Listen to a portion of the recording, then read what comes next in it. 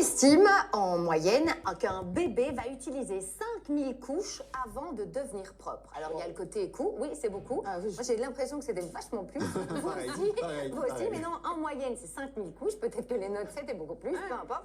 5000 couches, et donc il y a l'impact économique, ça on s'en doute, c'est de l'argent, mais il y a aussi l'impact écologique. Les déchets générés par les langes sont aussi conséquents. On va faire le calcul. En 2023, il y a eu 110 200 bébés oxyominieux. Ils sont nés. Si on imagine qu'il y a eu 5000 couches, faites vite le calcul. Attendez, Fafa, il faut faire le calcul là.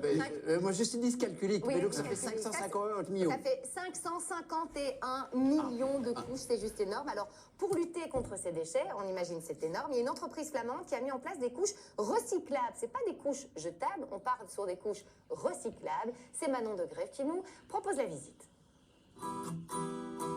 Ce linge n'ira pas à la poubelle, en tout cas pas entièrement. Cette crèche utilise des couches recyclables d'une marque belge. Elles sont uniques en leur genre. Merci beaucoup. Qu'est-ce qui change des autres couches? La qualité, le budget et la facilité. Comme il n'y a pas de produit, il n'y a pas d'allergène, il n'y a rien, il n'y a pas de réaction. Ils sont très compacts, même quand ils ont été humides. Ils viennent aussi reprendre les langes, ce qui est quand même fort facile et économique. Une fois réceptionnées, les couches sont envoyées dans un centre de recyclage à Bruges et sont décomposées en 3 parties.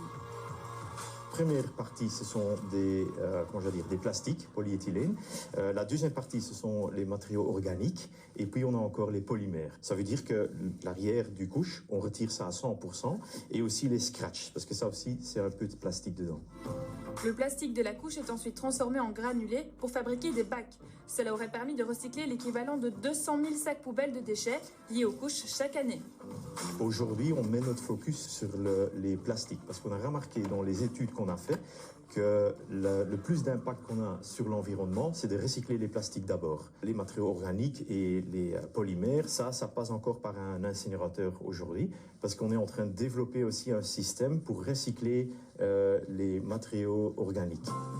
Et pour les particuliers, elles sont disponibles en ligne, mais il faut compter un budget plus élevé, 36 centimes la couche, comparé à 31 centimes pour la marque Pampers et de 8 à 14 centimes pour des marques de distributeurs. C'est donc plus cher, et sachez que pour l'instant, aucun point de collecte n'existe pour les particuliers, mais c'est un projet en cours.